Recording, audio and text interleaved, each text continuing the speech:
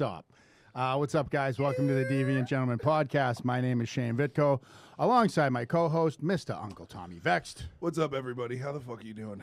Fuck, man. We have a phenomenal guest in today, and I don't even know where to start with how to introduce this fella, but we have USMC, United States Marine Corps Combat Veteran, CEO and founder of Bravo Research Group, Executive Protection Lifestyle, Protect a Nation, author of Finding Meaning After the Military, and host of the Protector Podcast, Mr. Byron Rodgers. Boom, man. Wow. Thanks so much for that introduction. And yeah, man, I know I complicate it with all that stuff. Yeah, That's a good that's a tight resume. Man, I had to. You're a man of action, you know? I had to hit him up and be like, so is the Protect a Nation, or is the lifestyle and the executive, what the fuck do you, how do I introduce you? So I did my best. I hope that I did you. Nah, you killed it, man. Justice. Sometimes when they ask me, like, so what do you do? I'm like, how much time you got? Yeah. I do whatever it takes. You know. Well, Yeah. for any of our viewers and any of our listeners who are not familiar, how do you tell us, give us the breakdown. Well, it really depends on the venue, man. So if I'm my elevator pitch, if I'm talking to someone who might be within the private security industry, it's I help high net worth. I set up security. I set up security strategies for high net worth individuals and corporations. If it's anything or anywhere else, it's, I help people learn how to protect themselves, because that's at the seat of everything I do. So executive protection lifestyle, that's a brand that's all about helping private security professionals do better and be better and serve better, restore more honor back to what we do, by helping people improve themselves. Protector Nation, it's all about helping civilians perform better and be able to protect themselves, be willing, capable, and prepared. So really, I'm a protector, and I'm doing everything I can to get that energy out into the world and multiply that ability. And so in 2020, it's interesting because a lot of, even in LA, I think after the riots, a lot of my extremely liberal friends who are anti-gun went out. I mean, everybody went out and bought guns because the reality of the violence and the riots, and what do you say to people who are starting to see the Second Amendment differently, and being, what do you say for people who have never really been concerned with protecting themselves and their family in the climate of 2020, and how that's kind of changed American society?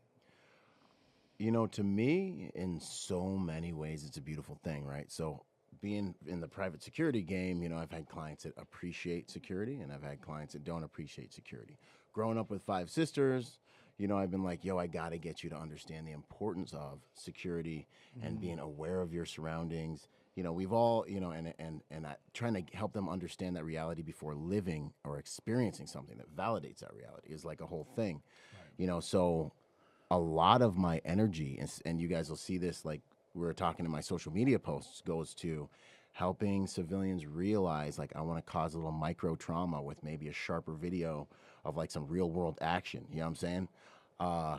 That will hopefully cause you to start to be more aware of the reality that, you got some basic needs. You need food, water, shelter, but you need to be able to protect your stuff. You know what I mean? Otherwise, it might just be my stuff. You know what I'm saying? So. And that's what I said about when I went through your Instagram.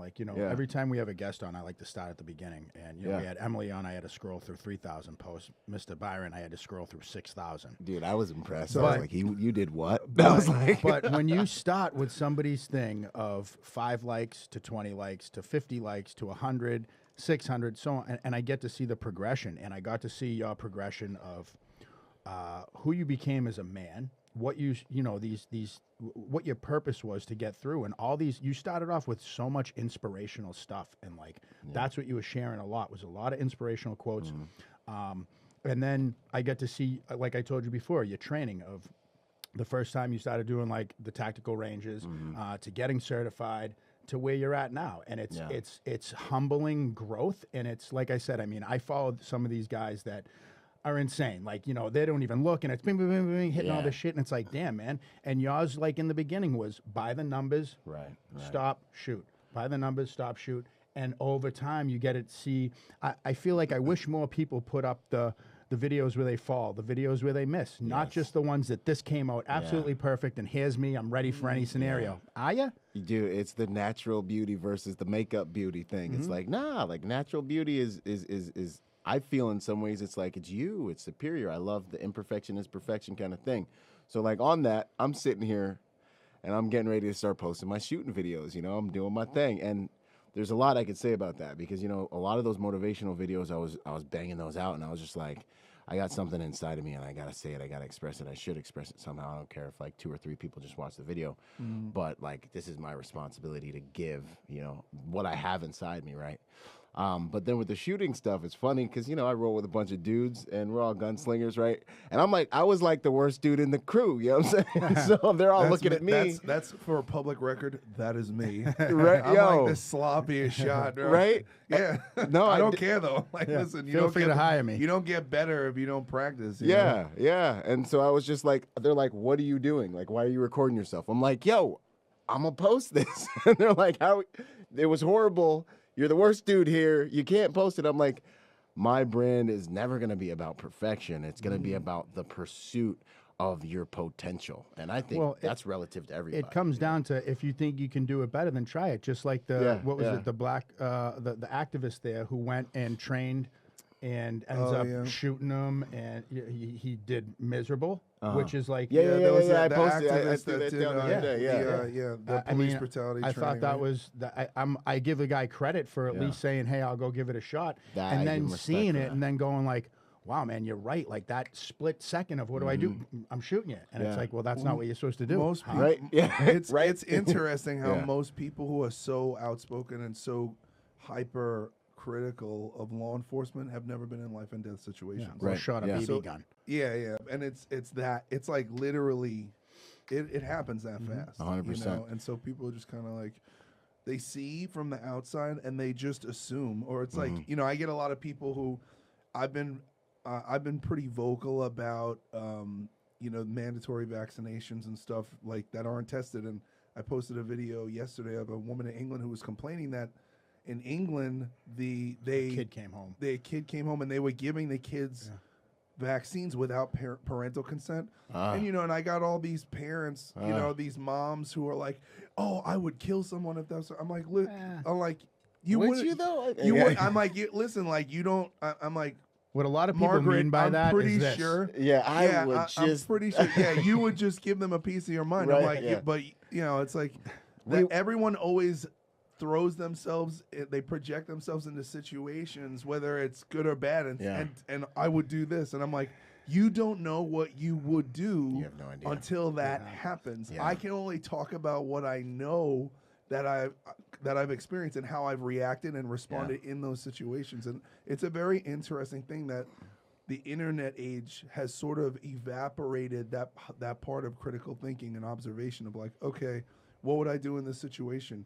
You just go to responding. There's just this kind of Twitter Shortcut. comment shortcut, like the first immediate response is that's my stance without actually any contemplation or any critical thinking, you know. Before we get off the things about what you said about you post this stuff to kind of microdose trauma, right? Oh yeah. And I'm curious, where do you think the balance is between being completely naive to this and like, cause like, you know, I sent one of those to my fiance, I sent one to people where it's like, Heck yeah. you know, they go like, oh my God. And it's like, oh my Yeah, God, oh this my could happen. Now that doesn't mean leave the house like a goddamn Navy SEAL every day Right. and be on a lookout. But so I guess how do you find the balance between, I just imagine your girlfriend coming out of the house like, bro, you should just see, strapped, dude, ready to to get go. I down. put her That's through what's up. scenarios. I put her through know, real like, life yeah, scenarios. Do I it. make her A good man does. I because love it's it. like, Yeah. you know, I'm like, I'm not trying to scare you, but I need you to be realistic of when you're alone and you go to the supermarket by yourself. Right. Or grocery store, whatever they call it here. But here's the reality is like, go to the beach, have fun, enjoy the day. It's life, enjoy life, but also be aware. Be a little bit more aware of your surroundings, you know? Yeah. If you notice dog shit on the ground, notice the guy that's standing down the street that looks a little out of place. Yeah. Yeah. Right? So Yeah. where do you think the balance is, or so do you think that helps? What you're doing is helping someone realize, oh shit, this could happen, Yeah. and maybe I should take some steps towards doing something.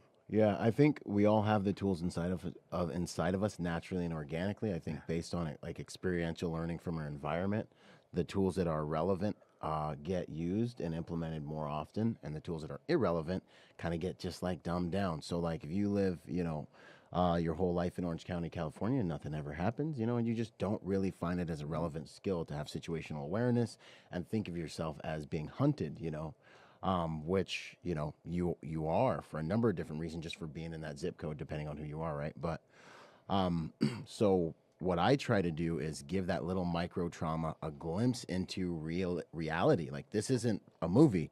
There's a realistic outcome that happened. This person was victimized, and this is how horrible reality can get in a second, so that person can now start to like write that software that's like, this could actually happen. And hopefully when they're sitting in their car on their little cell phone in a parking garage by themselves, they'll think back to that one video and they'll be like, their hair will stand up and be like, you know what?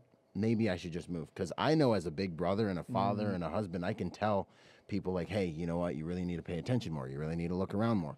But when they see it and they experience it and they're like, yo, that video you sent yesterday was ridiculous. You know what I mean? How often do you get, yeah, but that's Harlem, that'll never happen here? Not, I don't get that very often.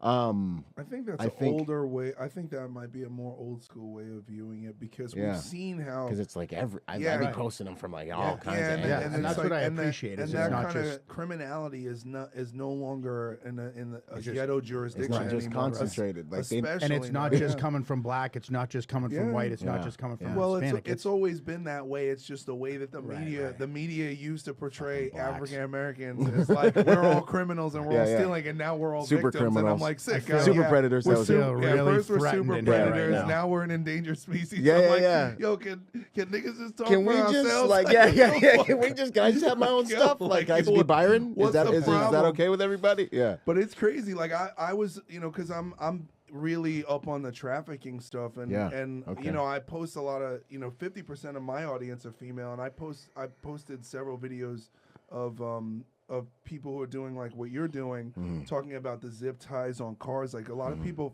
for anyone who doesn't know this, like, if you're a woman and you're alone and you come back to your car at the grocery store or the mall or and there's a zip tie on your door, get the fuck out of there. Get the fuck out of there, because what happens is the abductors, they scout in the parking lot single women, and they put the zip ties on the cars of the women who are alone and look vulnerable, and then another person in a van will come around. So they'll just come around and they'll snatch you up, and that's how they get. You'll be on the first thing smoking a fucking Kazakhstan.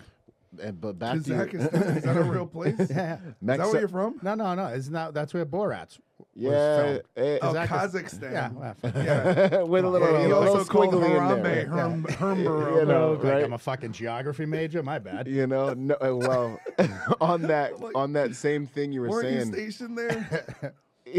No. On that same thing you were saying, man.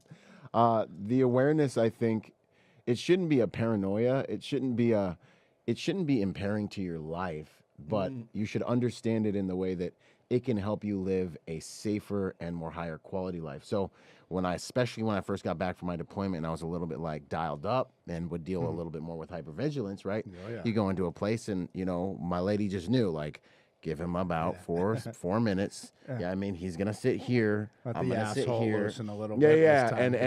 And especially doing executive protection now, I got to make it look good. I got to make sure no one else is detecting the fact that I'm taking in a lot of information.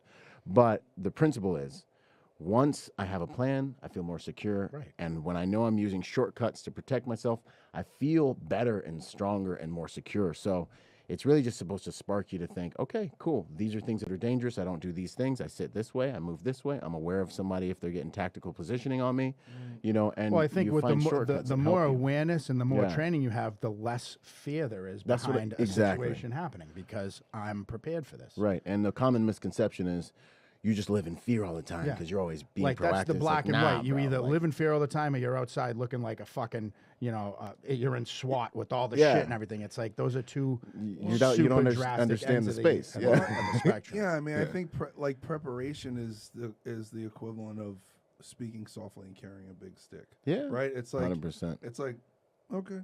Yeah. I'm like, all right. All right, cool. Well, it's, Like you have that confidence. Yeah. You know, because you're like, if shit goes down, you're prepared. Right.